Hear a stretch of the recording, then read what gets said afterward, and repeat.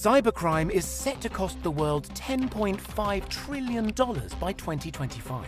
This is larger than the entire GDP of Germany, France, and the UK combined in 2021. But what if I told you that the world's most dangerous virus is completely legal and could be running on your phone right now without a trace? Introducing Pegasus, the world's most dangerous computer virus. Why is it so dangerous? Well, the virus grants almost complete access to your device, and to get infected, you don't need to click a link, download something by mistake, or do, well, anything. Pegasus tracks everything you do with or near your smartphone and does so undetected. A government anywhere in the world could be accessing your phone, learning all of your activities, and using that information against you or those around you. Simply put, Pegasus is a malware program, which is a small viral file usually delivered online. A malware file might enable the tracking of how a computer is used and even its immediate environment, but exactly what it does depends on how it was programmed. In the case of Pegasus, the access is almost complete. It enables hackers to record phone calls, track location, use the phone camera to take photos or video, read text messages, and much more. The system then passes back this data to the person who planted the malware. The name comes from Greek mythology, a nod to the winged horse of the same name. It was first discovered in 2016, when it was found in a message to the iPhone of a human rights activist called Ahmed Mansour. Mansour forwarded the link to the Citizen Lab of the University of Toronto, who were able to work out its capabilities. At the time, the virus was programmed to exploit 3 specific unknown security vulnerabilities. These vulnerabilities were found in phone apps and allowed the Pegasus file to infiltrate a phone without the knowledge of users. The Pegasus malware has existed since at least 2013, having taken so many years to discover, and has proven to be very high profile in its use. The killing of journalist Jamal Khashoggi in the Saudi Arabian consulate in Abu Dhabi, for example, resulted in a lawsuit against the makers of Pegasus by friends of Khashoggi, who alleged it was used by the Saudi government to spy on them. In late 2021, it was proven that Pegasus had been on the phone of Khashoggi's wife for several months, placed there by a government agency. The information gathered before his death in 2018 may have led to Khashoggi becoming a target, and the connection is explored in the Frontline documentary on Khashoggi produced by PBS. Many people first heard of Pegasus, though, when it was used to hack Amazon boss Jeff Bezos in 2018, the same year Khashoggi died. The Bezos hack is likely connected to WhatsApp messages exchanged with Saudi Prince Mohammed bin Salman, who Bezos's Washington Post had been critical of. The hackers had access to Bezos's phone for months. As well as compromising his business privacy, the hack also notably led to the destruction of Bezos's marriage. This was after leaked texts publicly revealed his affair with reporter Lauren Sanchez. The reason Pegasus is a particularly dangerous example of this kind of spying is that it is sold specifically to governments, often for millions of dollars. Made by the Israeli NSO group, the purpose officially is to track and trace terrorists and their activities. However, in practice, the way Pegasus is used is suspected to often be quite a lot more underhand.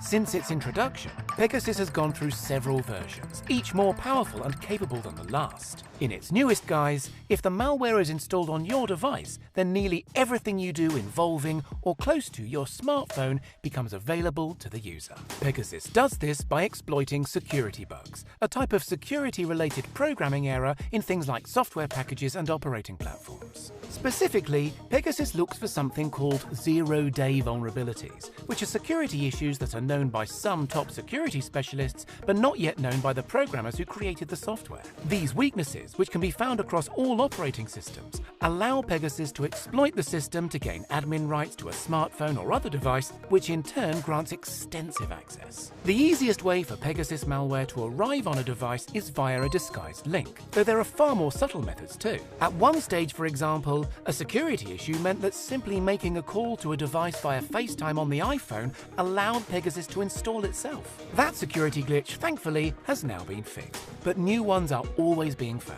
When a government wants to make use of a program like Pegasus, it is nearly impossible to prevent, to the point that some security experts simply recommend throwing out a smartphone as the best solution, or of course, not carrying a smartphone at certain strategic times to allow for privacy. Others suggest removing a camera from the device, or other functionality that poses a clear security risk. A more practical, if incomplete solution is keeping a smartphone fully up to date, which helps limit the security gaps that Pegasus can operate through as companies learn of them. Remember though that Pegasus often targets security gaps that the program makers are not yet aware of. In its most modern formats, Pegasus is incredibly extensive. It essentially uses your phone at the same time as you, anonymously, pulling in huge amounts of data and supplying that data back to whoever placed the malware.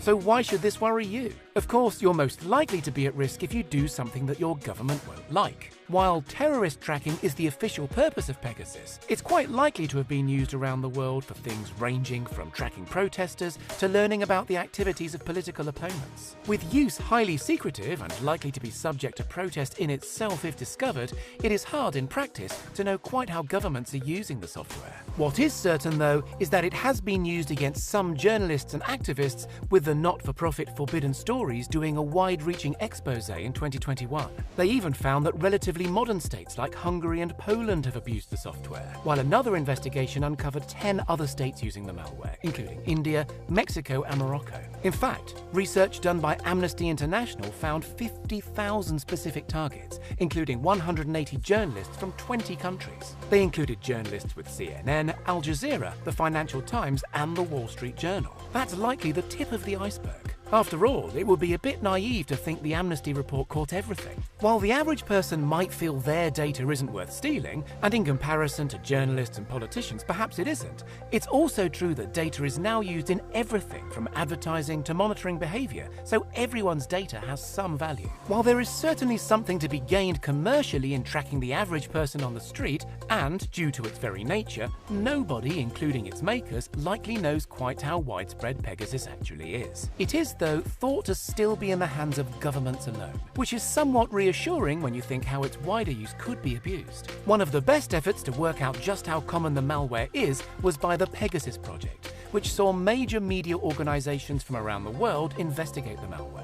Over 80 journalists from publications including the Wall Street Journal, The Guardian and Le Monde spent months working on Amnesty International's list of 50,000 phone numbers and trying to establish its accuracy. They were able to link many of the phone numbers concerned to the Pegasus spyware. Despite this, Pegasus makers denied a connection. This is an attempt to build something on a crazy lack of information, they said. There is something fundamentally wrong with this investigation. They also claim that the list has nothing to do with us. In fact, despite Pegasus's abuse, the NSO group consistently defend the software in the same way. They say that they provide authorized governments with technology that helps them combat terror and crime. Naturally, your feelings about Pegasus's use might depend on the extent of your trust of various national governments. But the more skeptical experts point out that as well as the NSO group, app producers have a degree of responsibility here. They are, after all, providing the apps that have security vulnerabilities to so many mobile devices. Experts feel tech companies' rewards for finding such vulnerabilities are not enough to compete with the black market values of the same information.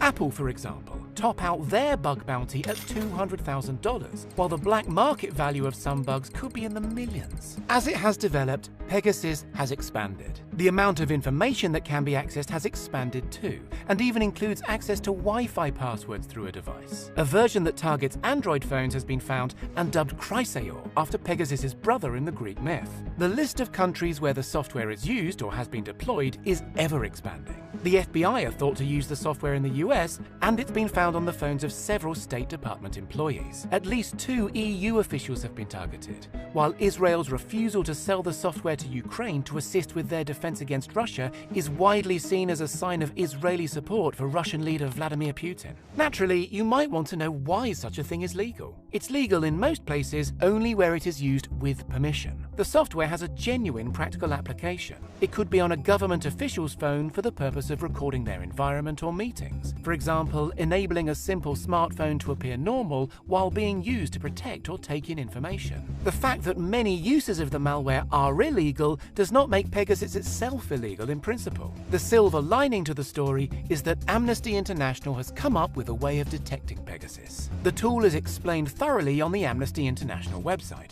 and is definitely worth considering for anyone with serious worries. The tool copies the entire contents of a phone onto a computer and then examines it for signs of Pegasus. Some level of computing knowledge is helpful, but not necessary. At the end of the day, Pegasus is a scary reminder that our private information isn't as private as we might like to think it is.